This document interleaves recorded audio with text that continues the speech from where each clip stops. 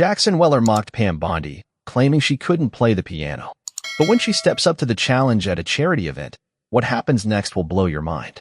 Watch as Pam takes the stage and proves everyone wrong in the most epic way possible. You won't believe how this story ends. Trust us, you've never seen anything like it. Keep watching till the end. Chapter 1. The mock that sparked it all. It all started like any other podcast, with Jackson Weller cracking a joke that was a little too close to the bone. He was sitting in his usual seat, laughing with his friends, sipping on some cheap beer, and talking trash until Pam Bondi's name came up. The indie rock star, known for his biting humor and no-holds-barred opinions, was doing what he does best, stirring the pot. You really think she can play the piano? Jackson sneered, leaning back in his chair like he had just dropped the most savage truth bomb. His friends chuckled in the background, egging him on. She's more about politics than anything else. You think she's got the chops for it? Nah, no way. He laughed louder now, like he was untouchable. She probably couldn't even read music if it slapped her in the face. The audience, hundreds of thousands, maybe millions, ate it up. His words went viral faster than you could say clickbait, and suddenly, Pam Bondi, the former politician turned public figure, was the target of a new wave of online ridicule. The tweet about his comments blew up within minutes, shared by fans and critics alike. It wasn't just some random musician dissing a politician, it was a statement. Jackson Weller, indie rock's bad boy, was publicly questioning Pam's entire musical career, one she hadn't even been able to claim in years. Pam wasn't the type to take things lying down. Sure, she was used to being criticized for her political views, but this felt different. This wasn't just some smear campaign. This was personal. The whole country was watching, and Jackson Weller had just made her the butt of his joke. Back at his place, Jackson scrolled through his phone, seeing how the post had exploded. The likes were pouring in. The retweets? Off the charts. He leaned in, smirking. Can't even play the piano, huh? He muttered to himself. He didn't expect it to get this much attention, but now that it had, he was all in. What better way to keep the hype going than to poke at the bear a little more? The next day, during an interview with a major music outlet, Jackson doubled down. Come on, you really think Pam Bondi's got any musical talent? He asked, flashing that cocky grin. She's just a politician who stumbled into the limelight. Don't kid yourself. The only notes she's hitting are the ones on her political agenda. He leaned in closer to the microphone, lowering his voice for dramatic effect. She doesn't know the first thing about creativity. I mean, have you ever heard her play? The interviewer, clearly uncomfortable, glanced over at the camera. So, you're saying you don't think she can play the piano? Jackson's eyes lit up, a wicked smile spreading across his face. Exactly. She's just playing the game like everyone else. But not on my watch. Not without me calling it out. It was like throwing gasoline on a fire that had barely started. The comment made waves once again. Fans of Jackson's music rallied around him, laughing at the audacity of Pam's political career and calling her out for her supposed lack of musical ability. And the more they mocked her, the more it felt like Jackson was getting the last laugh. Pam, on the other hand, was seething. The jokes, the taunts, they stung, sure. But more than that, they stirred something deeper inside her. Something she had buried for years. Music. She wasn't just some politician. She wasn't just the face on a podium. She was Pam Bondi, a woman who had grown up with music running through her veins, a woman who used to lose herself in Chopin's haunting notes before the weight of the world stole her ability to do what she loved. But now, with Jackson's mocking jabs echoing in her mind, Pam knew one thing for sure. She wasn't going to let this slide. You want to test me? Pam whispered to herself as she stared at the wall of her office. All right, Jackson, you're about to find out who you're messing with. She wasn't going to just sit back and take it. Jackson Weller had pushed her too far, and now she was going to make him eat his words. But there was one problem. Pam hadn't touched a piano in years. Could she still play? Would the world even care? Pam's eyes glinted with determination. Let's see if I can prove him wrong. What happens next? Will Pam reclaim her musical talent? Or is Jackson about to get exactly what he wants, a public humiliation? Stay tuned. Chapter 2. The Gauntlet is Thrown. Pam sat in her office, the glow of her computer screen casting a cold light on her face. Her fingers hovered over the keyboard, but she wasn't typing. She couldn't focus on anything other than Jackson Weller's words. She can't play the piano. The thought ran through her mind over and over, like a drumbeat she couldn't escape. It wasn't just an insult, it was a challenge. Her mind flashed back to the days when music was everything. When she was young, Before the spotlight of politics took over her life, the piano had been her best friend. She could still remember the feeling of her fingers flying across the keys, the sound of Chopin filling the room like magic. She had been good. Hell, she'd been more than good. She'd had a chance to make something of it. But then, the world had other plans. Pam's grip tightened around the edge of her desk. She hadn't played in years, not really. Sure, she'd tinkered with a few notes here and there when the mood struck, but she hadn't performed, hadn't let herself lose herself in the music for a long time. And now, this punk rock star was out there publicly calling her a fraud. It was like a slap to the face, one she didn't know if she could let slide. Is he serious? She muttered, staring at the screen. How dare he? She slammed her fist down onto the desk, making the coffee mug rattle. The anger started bubbling up inside her, but it wasn't just the rage talking. There was something else, something deeper. Was she really going to let him get away with this? Was she going to let the world believe he was right? No. No way. Pam stood up abruptly, knocking her chair back. She wasn't some politician who couldn't take a punch. She wasn't some washed-up has-been who lived in the shadow of her own past. She was Pam Bondi, and she wasn't about to let some arrogant indie rocker mock her talents. Her eyes scanned the room like a hunter sizing up her prey. There was a dusty piano in the corner of the office, her piano, the one she hadn't touched in years. She hadn't even thought about it until now. But it was there, waiting, calling her. She walked toward it, the silence of the room swallowing her footsteps. For a second, she hesitated. What if she couldn't do it? What if the magic was gone? What if the years of neglect had erased all the skills she once had? But then, Jackson's mocking voice echoed in her head. She can't play. Watch me, she whispered under her breath. Pam sat at the piano, her hands resting on the keys, the familiar chill of the ivory making her stomach flip. She wasn't even sure where to start. Her fingers twitched, but they felt stiff, unfamiliar. She hesitated, her heart pounding in her chest. Could she still do this? Could she really take on the challenge that Jackson had thrown down, even if the world was watching? Her fingers hovered for a second before slowly pressing down on a key. The sound was faint, almost apologetic. She pressed another, then another. And for the first time in a long time, the music started to flow, just a little. It wasn't perfect, not by a long shot, but it was something. The notes began to come back, one by one, like a puzzle she had almost forgotten how to solve. The piece she always wanted to finish came to mind, Clair de Lune. She had started it in a music competition years ago but had never completed it. Maybe it had been fear that had kept her from finishing, or maybe it had been the pressure of everything else in her life. But today, she was finishing it. The melody started to come alive again under her fingers, each note reminding her of who she was before everything else. She played with fire, feeling the heat of her own talent ignite again. The sound of the piano filled the room, and Pam couldn't help but smile. She was starting to remember. But there was still one question that loomed in her mind. Could she do this in front of everyone? Could she face Jackson and prove him wrong, not just for herself, but for all the people who thought she was just a politician? Her fingers paused for a moment, hovering over the keys. The world was waiting, and she was about to step back into it. But first, she needed to finish what she had started, once and for all. What if I can't do this? The thought crossed her mind, but she shoved it away. The challenge had been set. Now, it was time to make Jackson Weller regret ever messing with Pam Bondi. Chapter 3. The Invitation That Changed Everything. Pam's phone buzzed on her desk, snapping her out of her trance. Her fingers were still poised over the piano keys, the final notes of Clair de Lune echoing softly through her office. For a moment, she was lost in the music, but reality came rushing back. It was an email notification, and something about it caught her eye. She grabbed the phone, eyes scanning the message. Dear Ms. Bondi, we are honored to invite you to our upcoming charity event in Sarasota. We would love for you to join us, as your presence would mean the world to our cause. She blinked, rereading it. Sarasota. The event. She knew what this was. It wasn't just any fundraiser, it was the one where Jackson Weller was performing. The same Jackson who had mocked her so publicly, so relentlessly. It was the perfect setup, wasn't it? Pam set the phone down, her heart pounding. Part of her wanted to laugh. Who would have guessed it would come to this? The man who ridiculed her talent was now giving her an opportunity to face him, to show the world just how wrong he was. But the other part of her, deep down, felt a knot tighten in her stomach. She hadn't played the piano in front of an audience in years. Hell, she hadn't played in front of anyone at all since she left that part of her life behind. Could she really do this? Was she prepared to step back into the spotlight and play in front of people who were expecting a joke?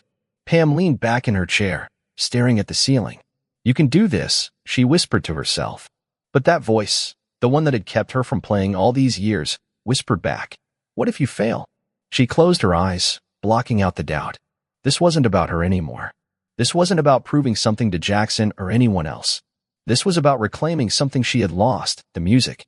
It was time to take back what was rightfully hers. A text came through from her assistant, reminding her of the event details. She gripped the phone tighter. This was happening.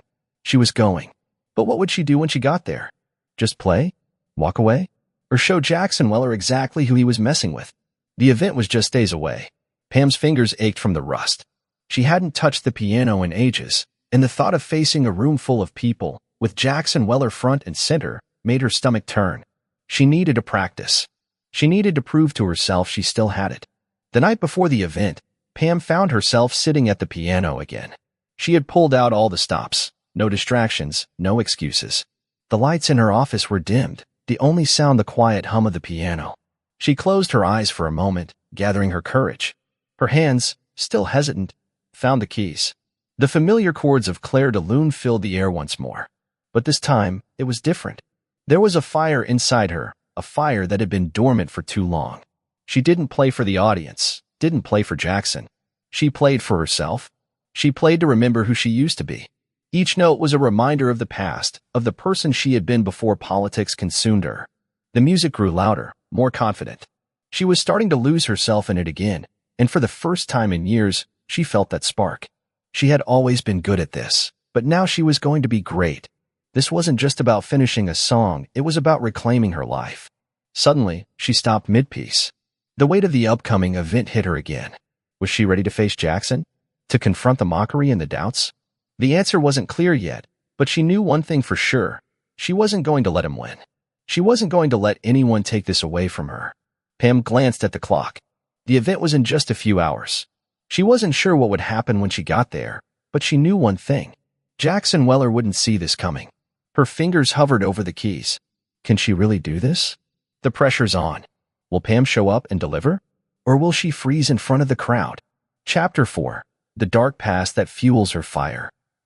Pam stood in front of the mirror, adjusting her dress, but her reflection didn't seem to register in her mind. Her hands, still slightly trembling from the rush of nerves, smoothed out the fabric one more time as her thoughts spiraled back. The bright lights of the charity event were just ahead, but the weight of the past kept pulling her under. She had always known she was more than her political persona.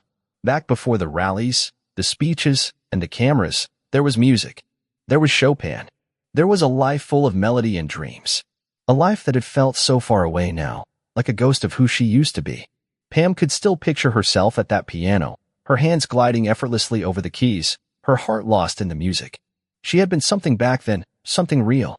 The applause, the competitions, the recognition. She wasn't just a politician, she was a musician, too. A girl with a future. A future filled with notes and harmony, not press conferences and policy papers. But that dream died when politics took hold of her. Music faded into the background, lost beneath the weight of responsibilities and the constant battle for power. She had thought she could forget it all, but Jackson Weller's mocking words had dragged her back to a time she thought was gone for good. And suddenly, playing Clair de Lune was no longer just about proving a point to him. It was about facing the part of herself she had buried deep down for so long. A knock at the door pulled her out of her thoughts. Her assistant, a young woman with a bright smile, peeked in. "Ms. Bondi, they're waiting for you." "It's time." Pam's heart hammered in her chest. The event was just around the corner, and she had to face the music, literally and figuratively. The doubts that had been gnawing at her since the invitation arrived were louder now. Could she really step out onto that stage? Could she really perform the piece she hadn't finished all those years ago? "Do I even remember how to play?" Pam muttered under her breath. She shook her head. She couldn't afford to think like that. Not now. When she arrived at the venue, she was greeted with the buzz of anticipation in the air. People were laughing, talking, enjoying themselves. The sounds of glasses clinking, voices rising and falling, filled the grand hall. It all felt so surreal. She was here to raise money for a good cause, but all she could think about was Jackson, the guy who had mocked her, who had turned something personal into a public spectacle. Then she saw him. Jackson Weller was in the corner, laughing with a group of fans. His eyes lit up when he saw Pam approach, that cocky smirk of his spreading across his face. Well, if it isn't the piano prodigy herself, he called out, voice dripping with sarcasm. I didn't think you'd show up. I thought you'd be too busy with your political career to actually do something creative. Pam held her ground, letting the sting of his words roll off her. This wasn't about him. This was about her. About reclaiming what was hers. I'm here for the kids, Jackson, she said, her voice low and steady. Not for you. For a second, Jackson seemed taken aback by her calmness. But only for a second. His smirk returned, though this time, there was a flicker of something else behind his eyes. Maybe it was guilt. Or maybe, just maybe, he had underestimated her. Pam didn't have time to dwell on it. The event coordinator came up to her, leading her toward the stage. We're ready for you, Miss Bondi. The piano's set. Pam nodded and walked with steady steps. As she made her way toward the stage, she could feel the eyes of the room on her. She could feel Jackson's gaze on her back. He was waiting for her to fail. When she reached the piano, the room fell silent. All eyes were on her. The nerves were threatening to crush her, but Pam clenched her fists. This wasn't just about finishing a song, it was about showing the world who she was. The music flooded her mind, pushing the doubt aside. She wasn't the politician who had been mocked. She wasn't a washed-up has-been. She was a woman reclaiming her power.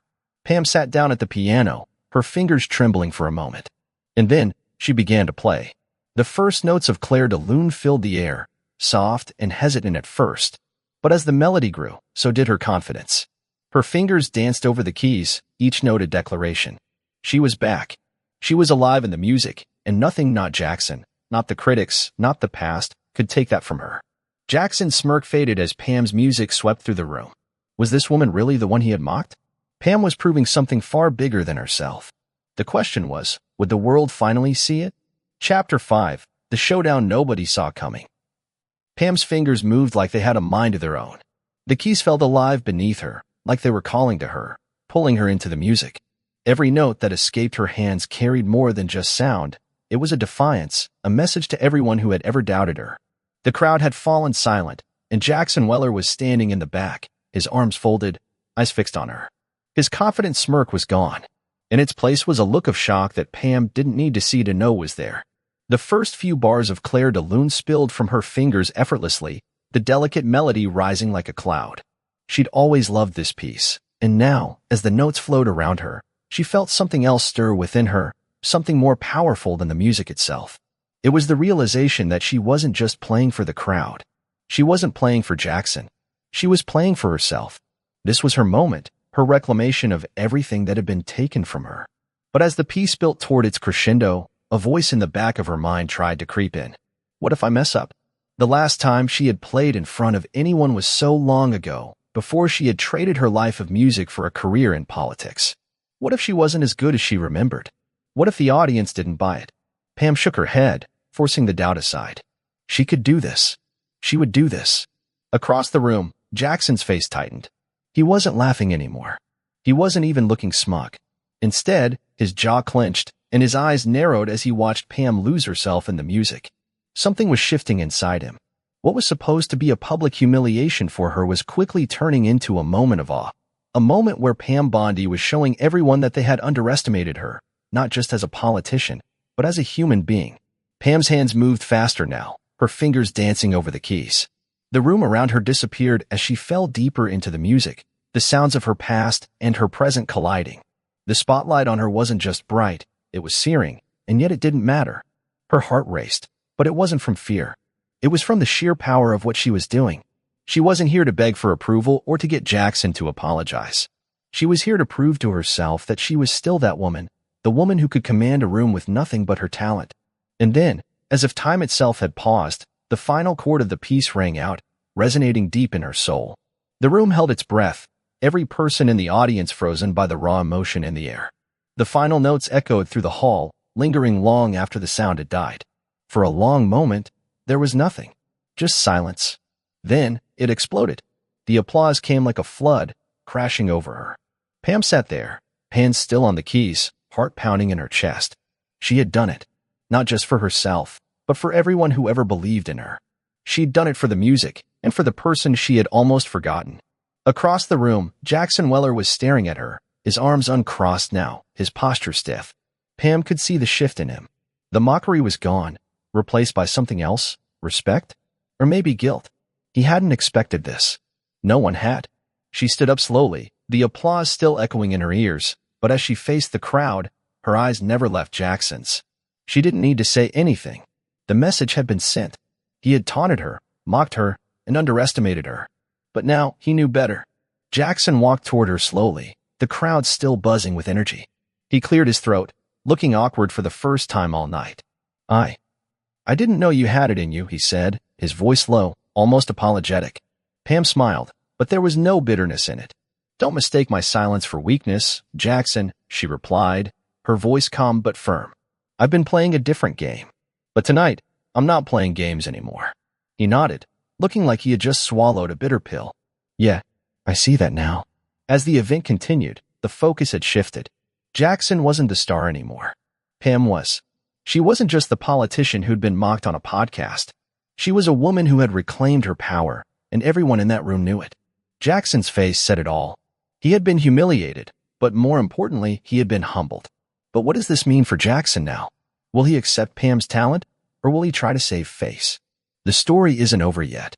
Chapter 6, The Apology That Shocks the Room. The applause didn't stop. It seemed to echo in Pam's ears as she slowly stood up from the piano, the weight of what she had just done sinking in. The crowd was on their feet, clapping and shouting, but Pam barely noticed. Her chest was still tight, her breath heavy from the rush of emotion she had just unleashed. She had done it. She had stepped up and played, and she had proven to herself, and to everyone else, that she was more than just a politician. But in the back of the room, Jackson Weller stood frozen. He hadn't clapped. He hadn't smiled. He just watched her, his face unreadable. The cocky, arrogant rock star who had mocked her on his podcast, who had belittled her every chance he got, was no longer the center of attention. And it was clear by the look on his face that he didn't know what to do about it. The event was moving on, but Pam couldn't shake the feeling that Jackson was still watching her. She caught his eyes for a split second, and something shifted in that moment. The smirk was gone. The usual swagger was gone. Instead, there was an almost unrecognizable vulnerability. And, oddly, Pam felt a flicker of something she couldn't quite name. Pam, a voice called out, pulling her out of her thoughts. It was the event coordinator, smiling brightly. We've got a moment before the next speaker. Would you mind sticking around for a bit? Pam nodded, forcing a smile. Of course, she replied, trying to shake off the weight of the moment. But as she made her way through the crowd, heading toward a quiet corner of the venue, she felt a tap on her shoulder. She turned to find Jackson standing there, looking awkward, his usual bravado nowhere in sight. You did amazing, he said, his voice quieter than usual. He looked almost uncomfortable, as though he wasn't quite sure how to handle what had just happened. I didn't think you could still, play like that. Pam raised an eyebrow. Oh, you thought I couldn't? Jackson winced, his eyes dropping to the floor for a second. Yeah, I guess I was wrong about you, he muttered. I didn't know you had that kind of talent. I didn't expect that. He let out a frustrated sigh and looked up at her, clearly struggling with what to say next. Look, Ayo. Pam folded her arms, waiting for him to finish. She wasn't sure what she wanted from him. She wasn't sure if she wanted an apology or if she just wanted to hear him admit that he had been wrong. I've been a jerk, he said finally, his voice tinged with something like regret. I mocked you. I thought you were just some politician who didn't know anything about real music, but I was wrong. I didn't know you could play like that. I'm sorry. Pam stood there for a moment, taken aback by his words. She hadn't expected him to apologize. Not like this. Not so publicly, in the middle of the event where everyone was watching. But as the words sank in, she realized something. He wasn't just apologizing for the mockery. He was apologizing for underestimating her, for seeing her only through the lens of politics. He was admitting he had judged her for all the wrong reasons. Pam let out a deep breath, feeling the tension in her shoulders ease just a little. Apology accepted, she said, her voice calm but firm. But next time, don't assume you know someone's story before you hear it. People are more than what you see on the surface. Jackson nodded, his face softening for the first time all night. Yeah, you're right. I didn't think about it like that. He hesitated, then gave her a crooked smile. Guess I owe you one. Pam gave him a small, knowing smile in return. Don't worry. You've already paid your dues. They stood there for a moment in silence, the noise of the event swirling around them, but for a brief second, it was just the two of them. Jackson seemed different somehow, humbled, quieter, maybe even a little bit changed. Anyway, he said, after a long pause. That was something. I mean, I didn't expect you to blow everyone away like that. I wasn't ready for it. Pam's lips twitched upward. Maybe next time, you'll think twice before you open your mouth, she said lightly, teasing him, but there was no venom in her words. There didn't need to be. Jackson laughed, the tension finally breaking. Yeah, I've learned my lesson. Pam walked away, her head held high. It was over now. The mockery. The doubt. Jackson Weller had been knocked off his pedestal, and she had done it on her own terms. But as she glanced back at him, she caught a look in his eyes that made her pause. It wasn't just the humility she saw. It was respect. He hadn't just been proven wrong. He'd been forced to confront his own assumptions about people, about talent, and about the power of a woman who refused to be underestimated. Jackson's apology. Was he truly sorry, or was he just trying to save face? What will happen now that Jackson has admitted he was wrong? Will Pam's victory change their relationship, or is this just the beginning? Chapter 7. The moment that went viral. Pam couldn't shake the feeling that everything had shifted. The event was winding down, but the buzz in the air was palpable. People were still talking about her performance, some in awe, others with that familiar, skeptical tone, but everyone had noticed. The woman they thought they knew, the one who had been ridiculed and dismissed, had just walked into the room and changed the entire game. She stepped off the stage, her heart still racing. There was something about the way the music had taken over her, the way she had let go of all the self-doubt and fear that had held her back for years. It was freeing, but it also left her wondering, what now? Her phone buzzed in her pocket, snapping her out of her thoughts. She pulled it out, expecting another message from her team, but instead, the screen lit up with notifications. Her heart skipped a beat. The video of her performance had gone viral. She scrolled through the comments, each one more surprising than the last. I didn't know Pam Bondi could play like that, one read. This woman just put all of us to shame, said another. And then there was Jackson's tweet, a simple message but loaded with weight. Never doubted you. Sorry for being an idiot. Pam's heart swelled a little. She didn't need the validation, not from Jackson or anyone else. But seeing the way the world was reacting to her, seeing how her performance had reached people, hit her harder than she expected. This wasn't just a personal win, it was a public one. She had shown them all who she really was. A hand tapped her shoulder, and Pam turned around to find Jackson standing there, holding his phone out. I just got off the phone with my manager, he said, clearly struggling with his own mix of emotions. That video, it's everywhere. People can't stop talking about it. Pam raised an eyebrow. Good for you, she said, her voice smooth. But you're still the guy who mocked me, right? Jackson winced, the weight of his past actions sitting heavily on his shoulders. Yeah, and I'm still sorry for that. He hesitated, looking at her like he wasn't sure how to continue. But this? What you just did? It's bigger than anything I thought was possible. People don't just see you as some politician anymore.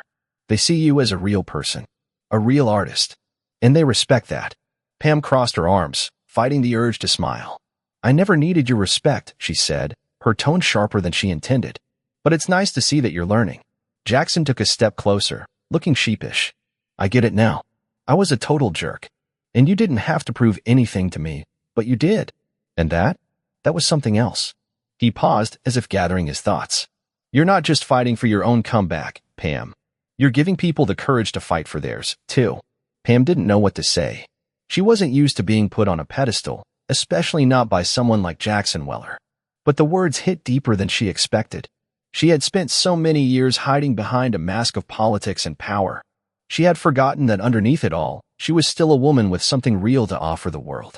As Jackson walked away, his apology hanging in the air, Pam felt a strange sense of peace. It wasn't about him, or the crowd, or even the video that was now circling the internet. It was about what she had found within herself, something that had been buried for too long. Pam sat down at a nearby table, pulling out her phone again. The notifications were flooding in faster now. Pam Bondi's piano performance, the political figure who just stunned the world, read one headline. Pam Bondi's comeback is more than music, said another. She couldn't stop scrolling. Comment after comment, tweet after tweet, they kept coming in. People from all walks of life, from all political sides, were talking about her. The comment section was filled with everything from praise to surprise to genuine admiration. Some even called her a legend now. A message from her former colleague popped up. We're proud of you. You've shown the world who you really are. Pam's lips curled into a smile. She didn't need the world's approval. She didn't need the validation. But seeing how people were rallying behind her, was something she couldn't have imagined just a few days ago. The video was viral, yes. But more than that, it was a reminder of something Pam had almost forgotten. She could still change the world, one note at a time. People can't stop talking about it. Jackson's words hung in the air, hitting Pam with a rush of realization. Her moment had arrived, and the world was watching. Jackson had apologized, the world had taken notice, and now Pam's viral moment was unstoppable. What would come next? Would she continue to surprise them? Or was this just the beginning of something even bigger? Chapter 8. The Unexpected Reflection. Pam couldn't remember the last time she felt this awake. The applause, the messages, the headlines, everything was still swirling in her mind, but there was something deeper happening inside her. She hadn't just played a piano in front of a crowd. She hadn't just proven Jackson well or wrong. She had found a part of herself she thought was long gone. And it wasn't just the performance, it was the reaction. The world was starting to see her for who she truly was. Her phone buzzed again, snapping her out of her thoughts. Another notification, another message. But this one caught her attention. You've just changed the narrative. It was from her sister. Pam stared at the words for a moment before responding. She couldn't help it, she had to admit. She was starting to feel like she had done something more than just show off her musical talent. She had shaken the foundation of everything people thought they knew about her. The video was everywhere. News outlets, social media feeds, blogs, podcasts. Pam Bondi's piano performance was now the story that everyone was talking about. It wasn't just about politics anymore. People were curious about the woman behind the headlines, the woman who had stood on that stage, overcome years of doubt, and blown everyone away with her music. Pam leaned back in her chair, a quiet smile spreading across her face. She wasn't reading the messages anymore. She was reflecting. There had been a time when she thought she was done with this side of her life. She thought she had to choose between the woman she had been and the woman she had become. But here she was proving that she could be both. It was late when the call came.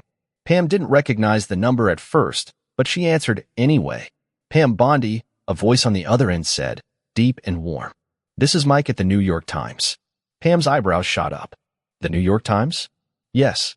She sat up straighter, her pulse quickening. I just wanted to congratulate you on your incredible performance, Mike continued.